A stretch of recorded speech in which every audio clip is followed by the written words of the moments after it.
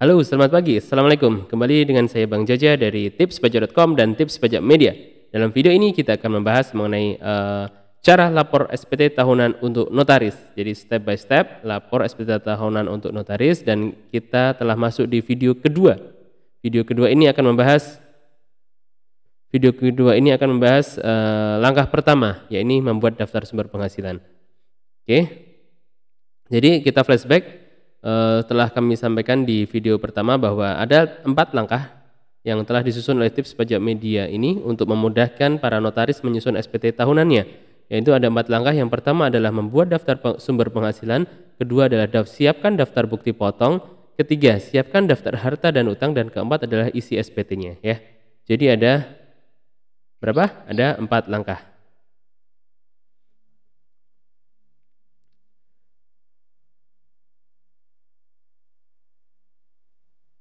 Nah, oke, kita masuk ke langkah 1 ya. Tentunya sebelum lanjut kami ajak pemirsa Tips Pajak Media semuanya untuk like video ini serta subscribe channel Tips Pajak Media, serta ikuti sosial media kami dan juga Telegram agar manfaat-manfaat yang coba kami berikan ini dapat menjangkau kepada lebih banyak lagi orang-orang dan rekan-rekan yang membutuhkan. Oke. Langkah pertama dalam menyusun SPT tahunan untuk notaris adalah membuat daftar dan rekapitulasi penghasilan dari pekerjaan. Oke. Jadi untuk jasa notaris ini bisa kami breakdown.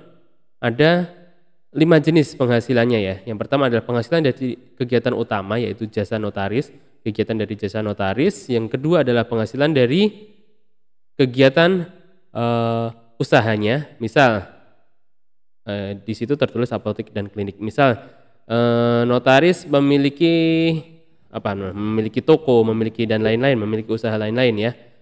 Itu adalah kegiatannya usaha. Kemudian yang ketiga adalah penghasilan dari honorarium. Ketika ini penghasilan dari honorarium ini contohnya jika notaris diundang oleh Pemda atau pemerintah pusat atau instansi apapun sebagai narasumber mendapatkan honorarium yang bersumber dari APBD dan atau APBN, maka itu disebut penghasilan dari honorarium dari APBD dan APBN. Yang keempat adalah penghasilan dari bunga tabungan atau deposito, dan yang kelima penghasilan lain yang belum kita sebutkan di atas. Mengapa harus membreakdown seperti ini? Nah, jawabannya adalah karena beda jenis penghasilan, beda masuknya di SPT ya. Sekali lagi, beda jenis penghasilan, beda masuknya di SPT tahunan. Contoh, yang pertama adalah penghasilan dari praktik sendiri, dari jasa notaris, kegiatan utama kita sebagai notaris. Maka dari penghasilan jasa notaris ini dimasukkan ke sini, masuk ke bagian B. Jadi di SP 1770 Romawi 1 bagian B ya. Jadi masuk di pekerjaan bebas. Omsetnya berapa ya? Ada tips dari kami. Sekarang ini kantor pajak makin canggih aja, makin banyak data-data dari mana saja, dari berbagai sumber otomatis masuk ke otoritas, ke kantor pajak. Jadi saran kami dari Tips Pajak Media adalah masukkanlah jumlah peredaran usaha di sini, peredaran usaha dari jasa notaris ini, masukkanlah angka-angka yang mendekati nyata. Karena itu, sekali lagi itu tadi data pembanding dari kantor pajak itu sudah makin banyak saja. Jadi kenapa harus mendekati ya, biar nanti ketika ada temuan dari kantor pajak tidak selisihnya tidak banyak gitu ya. Itu contoh dari omset dari notaris, kita sebulan dapat omset 50 juta, berarti setahun ada 600 juta. Nah, masukkan di sini nih ya. 600 juta omset. Norma untuk notaris nanti adalah 50% di sini. Jadi 600 juta 50%, sehingga penghasilan netonya adalah 300 juta rupiah. Itu yang jadi penghasilan itu yang akan dikenakan PPh nanti.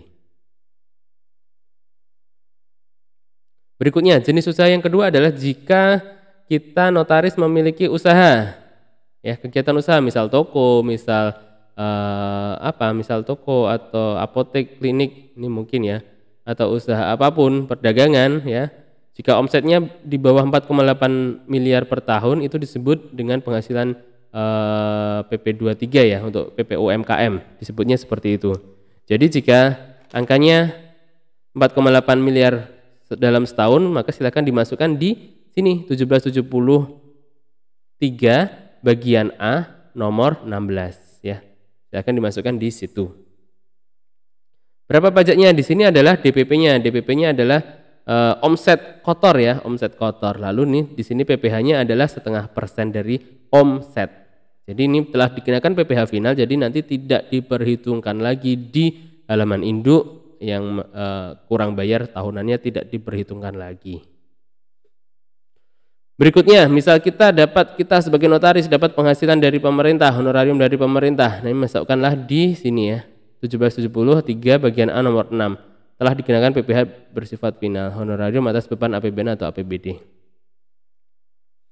Jika ada penghasilan lain yang belum disebutkan di atas, silakan dimasukkan di penghasilan lainnya, yang otomatis penghasilan ini adalah masuk ke penghasilan neto, akan menjadi dasar pengenaan PPh tahunan di induknya nanti.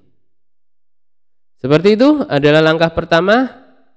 Sekali lagi, langkah pertama yang perlu kita lakukan sebagai notaris untuk mengisi SPT adalah menyiapkan daftar dan rekapitulasi penghasilan dari pekerjaan.